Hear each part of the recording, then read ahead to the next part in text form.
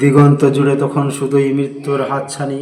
মক্কার 1000 দুর্ধর্ষ যোদ্ধা, সবার গায়ে চকচকে লোহার বর্ম, হাতে ধারালো তলোয়ার আর চোখে অহংকারের আগুন।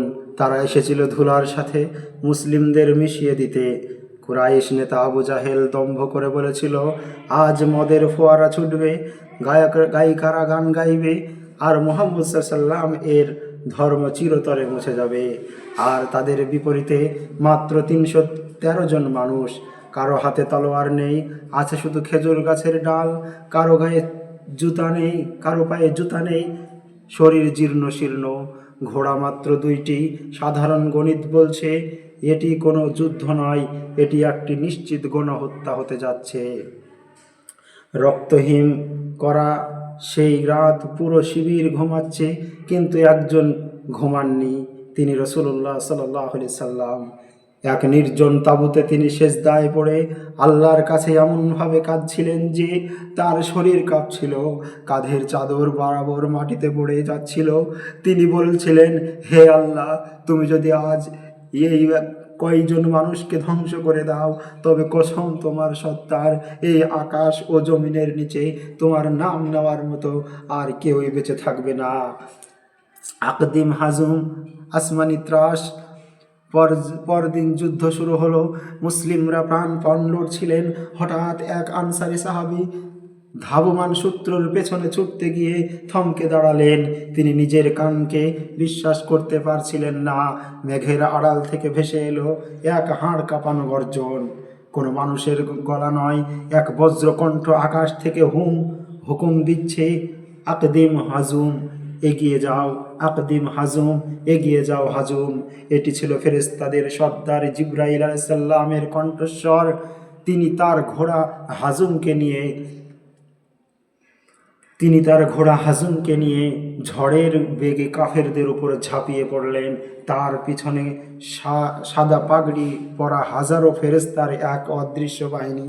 বাতাস চিরে শুধু শোনা যাচ্ছিল অদৃশ্য চাবুক মারার সপাং সপাং শব্দ। হাজার সৈন্যের সেই বিশাল বাহিনীর চোখের পলকে তছনছ হয়ে গেল। ইবলিসের পলায়ন এই যুদ্ধের সবচেয়ে অদ্ভুত দৃশ্যটি দেখেছিল কুরাইশরা।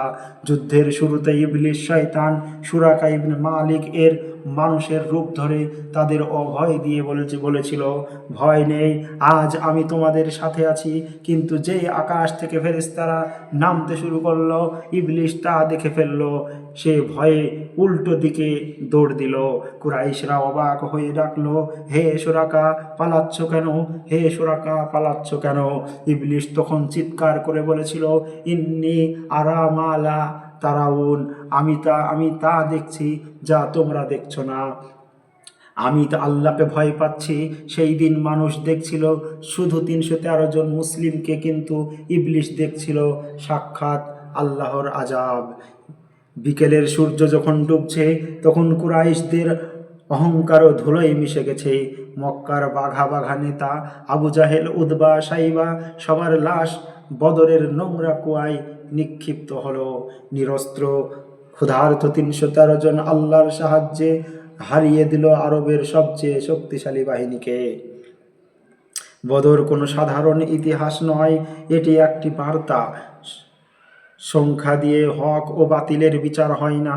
যখন আপনি হকের উপর অটল থাকবেন, তখন আল্লাহ আসমান থেকে ফেরেশতা নামিয়ে হলেও আপনাকে সাহায্য করবেন।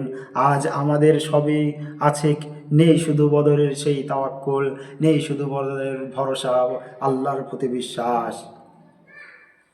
আল্লাহ রাব্বুল আলামিন আমাদেরকে তাওয়াক্কুল, আল্লাহর প্রতি একনিষ্ঠ বিশ্বাস, ঈমান দৃঢ় রাখার তৌফিক দান করুন, আমিন। আসসালামু আলাইকুম ওয়া রাহমাতুল্লাহি ওয়া বারাকাতুহু।